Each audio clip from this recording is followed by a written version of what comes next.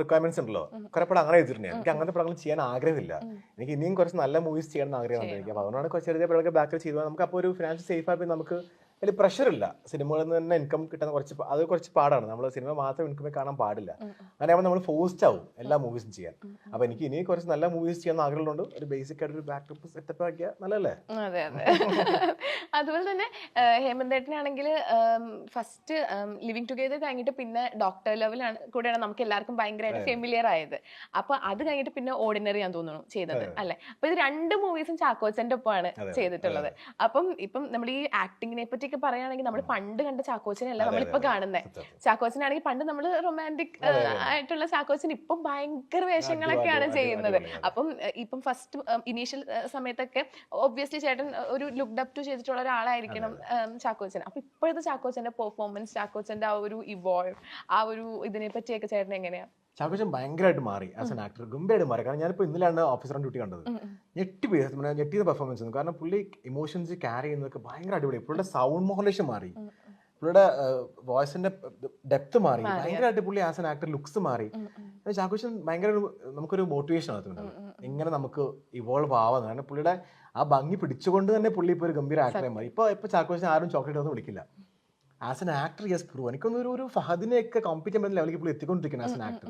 ഈ ഓഫീസറൊക്കെ പുള്ളിയുടെ performance was really unbelievable ആണ്. കാരണം പല ഇമോഷൻസ് പുള്ളി വളരെ സട്ടിലി ആ മീറ്റർ പിടിച്ച് അഭിനയിച്ചതൊക്കെ ഗംഭീരമായിരുന്നു. എനിക്ക് തോന്നുന്നു പുള്ളി becoming the next super star as an actor. ഭയങ്കരമായിട്ട് മാറിക്കൊണ്ടിരിക്കുകയാണ്. ഓഫീസർ ഓൺ ഡ്യൂട്ടി ഞാൻ കണ്ടിട്ടില്ല, പക്ഷെ എന്നാത്താം കേസോട് അതൊരു വളരെ ഡീഗ്ലാം റോളിൽ വളരെ നന്നായിട്ട് അഭിനയിച്ച ഒരു ആക്ടറാണ് ചാക്കോച്ചൻ. ഓക്കെ. അപ്പം ലൈക്ക് ഇപ്പം നമ്മുടെ ഈ ഒരു മൂവി നമ്മുടെ പ്രേക്ഷകർ ഇരു കൈ നീട്ടി സ്വീകരിച്ചിരിക്കുന്നു. പിന്നെ ഇത് ഒരുപാട് പ്രേക്ഷകർ ഇനിയും കാണാനുണ്ടാവുമായിരിക്കും. അപ്പൊ അവരുടെ അടുത്തൊക്കെ എന്താണ് പറയാനുള്ളത്? ഈ സിനിമയെ കുറിച്ച് പറയുകയാണെങ്കിൽ ഒരു വളരെ നന്മയുള്ള ഒരു ഫാമിലി സ്റ്റോറിയാണ്. അതായത് ഒരുപാട് സാക്രിഫൈസുകളുടെയും സ്നേഹത്തിന്റെയും ബന്ധങ്ങളെ കഥ പറഞ്ഞ സിനിമയാണ്. നല്ല ഇമോഷൻസ് പറഞ്ഞു പോകുന്നത്. ഭയങ്കര ലൗഡ് ബഹളമൊന്നുമല്ല, പക്ഷേ ഇമോഷൻസ് പിടിച്ചിരുന്ന സിനിമയാണ്. എല്ലാവരുടെയും ഇപ്പോൾ പോത്തേട്ടൻ്റെ ആണെങ്കിലും ഷാജൂരാണെങ്കിലും കുട്ടേട്ടൻ്റെ ഗംഭീര പെർഫോമൻസ് ആണ്. നമുക്കൊരു നല്ല സിനിമ തിയേറ്ററിൽ പോയിരുന്ന് ഹാപ്പിയായി കണ്ടിരുന്ന സിനിമയാണ്. അത് ഭയങ്കര വലിയ സസ്പെൻസ് ഉണ്ട് ഓഫ് കോഴ്സ്, പക്ഷേ കൂടുതലും നമ്മളൊരു റിയലിസ്റ്റിക് സിനിമയാണ് ആക്ച്വലി. ഒരുപാട് സാക്രിഫൈസുകളുടെയും സ്നേഹത്തിൻ്റെ ഒക്കെ കഥ പറഞ്ഞു പോകുന്ന ഒരു നല്ല സിനിമയായിരിക്കും. എനിക്കൊന്ന് റിവ്യൂസ് വരുന്ന ഒക്കെ അങ്ങനെ തന്നെ. ഒരാൾ പോലും മോശം പറഞ്ഞിട്ടില്ല. നമുക്ക് ഫാമിലി ആയിട്ട് ഹാപ്പി ആയിട്ട് കണ്ടിരിക്കുന്ന സിനിമയായിരിക്കും. അപ്പോൾ എല്ലാവരും മാക്സിമം കാണുക, സപ്പോർട്ട് ചെയ്യുക. സർ പറയൂ. It's A film of redemption.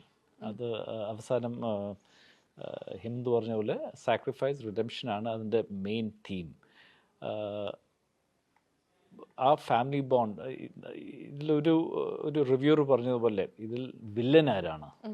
Villain സമ്പത്താണ്. അതായത് വെൽത്ത് അല്ലെങ്കിൽ പണത്തോടുള്ള ഒരു ആഗ്രഹം അല്ലെങ്കിൽ അത്യാഗ്രഹം അല്ലെങ്കിൽ അത് അതിൻ്റെ പുറകെ പോയിട്ട് നമ്മുടെ റൂട്ട്സ്, നമ്മുടെ വാല്യൂസിനെ മറക്കാൻ പറ്റുമോ? ഈ പടത്തിൽ അതിന്റെ ആൻസർ ഇല്ല. പിന്നെ റിലേഷൻഷിപ്പിനും ഒക്കെ ഭയങ്കര ഇമ്പോർട്ടൻസ് കൊടുക്കുന്ന മൂവിയാണ്. പിന്നെ എനിക്ക് ഫീൽ ചെയ്യുന്നത് വെച്ചാൽ ഒരു സ്ലോ പേസിലാണ് സ്റ്റോറി പോകുന്നതെങ്കിലും പക്ഷെ നമുക്കാണെങ്കിൽ ഇനി എന്താവും നമുക്ക് ഇങ്ങനെ ഭയങ്കര ആങ്സൈറ്റി, ഭയങ്കര ഇൻട്രസ്റ്റിംഗ് ആയിട്ടാണ് ആ ഒരു ഇത് ചെയ്തിരിക്കുന്നത്. ഒരു റിവ്യൂ പുല്ല് വേണ്ടായിരുന്നു തോന്നുന്ന ഒരു മൊമെന്റ് ഉണ്ട്. അത് അങ്ങനെയാണ്. നമുക്കിത് സംഭവിക്കണത് നമുക്ക് ഫീൽ ചെയ്യും പ്രേക്ഷകന്. കാരണം അത് അത്രയും രസമായി പോകുന്ന ഒരു ഫാമിലി താളം തെറ്റുന്നു, ഭയങ്കര പ്രശ്നങ്ങൾ, കോൺഫ്ലിക്ട്സ്, ഇതൊന്നും ഇല്ലായിരുന്നെങ്കിൽ രസമായില്ലായിരുന്നോ എന്ന് തോന്നുന്നൊരു സംഭവമാണ്. അപ്പൊ അത് എനിക്കൊന്നും ഒരുപാട് പേർക്ക് റിലേറ്റ് ചെയ്യാൻ പറ്റുന്നുണ്ട്. അപ്പൊ അതൊക്കെയാണ് നമ്മുടെ ഒരു ഹാപ്പിനെസ്. ഹേമന്തേട്ടൻ്റെ ഒരു കംബാക്ക് തന്നെയാണ് ഈ ഒരു മൂവി. അപ്പൊ ഇത് കണ്ടിട്ട് ഫ്രണ്ട്സ് എല്ലാവരും എന്താ പറഞ്ഞത്? എല്ലാവരും പറഞ്ഞതാണ് ഒരുപാട് മാറി. ഒരുപാട് നമ്മൾ പ്ലേ ചെയ്യുന്ന ഒരു ബോഡി ലാംഗ്വേജ് ആയിക്കോട്ടെ, നമ്മുടെ ഡയലോഗ് പ്രസന്റേഷൻ ഒക്കെ മാറി എന്നൊരു പറഞ്ഞെടുത്ത് അതൊക്കെ വളരെ ഹാപ്പിനെസ് ആയിരുന്നു. പിന്നെ ഈ പറഞ്ഞ നമ്മുടെ ഒരു ക്യാരക്ടറായി മാറുമ്പോൾ കുറെ കാര്യങ്ങൾ ഞാനിപ്പോൾ ആക്ച്വലി എൻ്റെ കുറച്ചൊരു ഭയങ്കര മോഡേണൈസ് ലുക്ക് ഞാൻ പൊക്കോണ്ടിരിക്കുന്നത്. പക്ഷേ ഈ ക്യാരക്ടർ ഭയങ്കര ഒരു നാടൻ ക്യാരക്ടറാണ്. അപ്പോൾ സാർ എൻ്റെ ഫോട്ടോസ് ഇപ്പോൾ കണ്ടെന്ന് പറഞ്ഞു കാണുമ്പോഴൊക്കെ ഒരു സ്റ്റൈലിഷ് ഫോട്ടോസ് കൂടുതൽ ഞാൻ പ്രസന്റ് ചെയ്യുന്നത്. ഇതിൽ ഭയങ്കര നാടനായിട്ട് ഒരു നാട്ടിൻപുറത്തുകാരനായിട്ടുള്ള ആളാണ്, മുണ്ടൊക്കെ എടുത്ത് അങ്ങനെ പോകുന്ന ക്യാരക്ടറാണ്. അപ്പോൾ അത് നമുക്ക് ആ ഒരു ട്രാൻസ്ഫോർമേഷൻ എല്ലാവർക്കും ഇഷ്ടപ്പെട്ടു, കൺവിൻസിംഗ് ആയിരുന്നു പറയുമ്പോൾ ഞാൻ ഭയങ്കര ഹാപ്പിയാണ്. രണ്ടും എനിക്ക് ഫുൾ ഓഫ് വരുന്നു കാണുന്നതൊക്കെ ഹാപ്പിനെസ് ആണ്. ഓക്കെ. അപ്പൊ ഇനി എന്തൊക്കെയാണ്, ഇപ്പൊ ഇതൊരു തുടക്കമാണെന്ന് പറഞ്ഞു, ഇനി അപ്കമിങ് പ്രൊജക്ട്സ് എന്തൊക്കെയാണ്? എനിക്ക് മലയാളത്തിൽ 2 മൂവീസ് റിലീസ് ആവുന്നുണ്ട്. എറിക് എന്ന് പറഞ്ഞ സിനിമ റിലീസ് ആവുന്നുണ്ട്. അത് ലണ്ടനിൽ ഷൂട്ട് ചെയ്ത സിനിമയാണ്. ത്രൂഔട്ട് ലണ്ടനിൽ ഷൂട്ട് ചെയ്തതാണ്. അത് ആരെക്കൂട്? അതിനകത്ത് ആക്ടർ ശങ്കറാണ് ഡയറക്ട് ചെയ്യുന്നത്. പുതിയ ആക്ടേഴ്സ് പുതിയ കമ്പയർ ന്യൂ കമേഴ്സ് ആണ്. പക്ഷെ അത് ഒരു വേറെ ടൈപ്പ് മൂവിയാണ്. അത് ഒരു ചെറിയൊരു റിവെഞ്ച് ഡ്രാമയാണ്. പക്ഷേ അതിലെനിക്ക് നല്ല ക്യാരക്ടറാണ്, ഒരുപാട് ഇമോഷൻസ് ക്യാരക്ടറാണ്. ത്രൂഔട്ട് ഒരു ഡിഫറെന്റ് ഷെയ്ഡ്സ് വന്ന ക്യാരക്ടറാണ്. നല്ല രീതിയിൽ വന്ന ഒരു ഔട്ട്പുട്ട് വന്ന സിനിമയാണ്. റിവ്യൂ കണ്ടവരൊക്കെ നല്ല അഭിപ്രായം പറയുന്നുണ്ട്. പെർഫോമൻസ് ഒക്കെ അവരോട് ഇഷ്ടപ്പെടുന്നുണ്ട്. അത് ഇറങ്ങാനുണ്ട്. അത് എപ്പോഴത്തേക്ക്? അത് പ്രോബ്ലി ഒരു 2 months ഇറങ്ങും. ഈ ഒരു ഇമ്രാന്റെ ഒക്കെ ഒരു ഫസ്റ്റ് കഴിഞ്ഞിട്ട് മെയ് ജൂൺ വീണ്ടും ഒരു ഇന്റർവ്യൂ പ്രതീക്ഷിക്കും. മെയ്ക്ക് എനിക്ക് ഇറങ്ങായിരിക്കും. പിന്നെ അങ്ങനെ വേറെ മൂവി ഇറങ്ങാനുണ്ട്. പിന്നെ തമിഴ് 2 മൂവീസ് ഷൂട്ട് ചെയ്യുന്നുണ്ട്. ഞാൻ ലീഡ് ക്യാരക്ടർ ചെയ്തിട്ടില്ല 2 നല്ല മൂവീസ്. അതും അത്യാവശ്യം നല്ല ആർട്ടിസ്റ്റുള്ള സിനിമയാണ്. തമിഴിൽ ഒരു എല്ലാ സപ്പോർട്ടിംഗ് ആർട്ടിസ്റ്റ് പെടുത്തുന്നുണ്ട്. ക്യാൻ എന്ന സിനിമയുടെ പേര്. അതുപോലെ വേറൊരു ഹൂ എന്ന് പറഞ്ഞ വേറെ സിനിമ റിലീസ് ആവുന്നുണ്ട്. അതൊക്കെയും ഈ പറഞ്ഞൊരു ക്യാൻ ഒരു ട്രയാങ്കിൾ ലവ് സ്റ്റോറി. ഞാനും കലയരസനും പിന്നെ ഒരു തെലുഗുള്ള കുട്ടിയാണ് ഹീറോയിനായിട്ട് വരുന്നത്. ഒരു ട്രയാങ്കിൾ ലവ് സ്റ്റോറി പറഞ്ഞ സാധനമാണ്. ഒരുപാട് തമിഴിലെ മിക്ക സപ്പോർട്ടിംഗ് ആർട്ടിസ്റ്റും പഠിത്തത്തിനുണ്ട്. തമ്പിരാമയ്യ, കർണാട്, കുറേ പേര് അതിനകത്തുണ്ട്. അതൊരു രസമുള്ള ഒരു ഫൺ ലവ് ട്രാക്കാണ്. 3-4 മൂവീസ് റിലീസ് ആവുന്നുണ്ട്. പിന്നെ തെലുഗുവിൽ ഒരു നല്ലൊരു, ഞാൻ ഈ പറഞ്ഞ പോലെ എനിക്ക് ഭയങ്കര ഇഷ്ടമാണ് ത്രില്ലർ അല്ലെങ്കിൽ ഒരു നെഗറ്റീവ് ക്യാരക്ടേഴ്സ് ചെയ്യാൻ. അപ്പോൾ തെലുഗു ബാൻഡറിൽ ഒരു നല്ല മൊത്തത്തിൽ ഡീഗ്ലാം ആയിട്ടൊരു ഭയങ്കര ഒരു റോ ആയിട്ടൊരു സാധനം ചെയ്യുന്നുണ്ട്. വില്ലനായിട്ട് സാധനം ചെയ്യുന്നുണ്ട്. അത് വരാനുണ്ട്. അതൊക്കെ തുടങ്ങാൻ നമ്മൾ വില്ലനായിട്ട് ഇങ്ങനെ നമ്മൾ കണ്ടിട്ടില്ല എപ്പോഴും ഒരു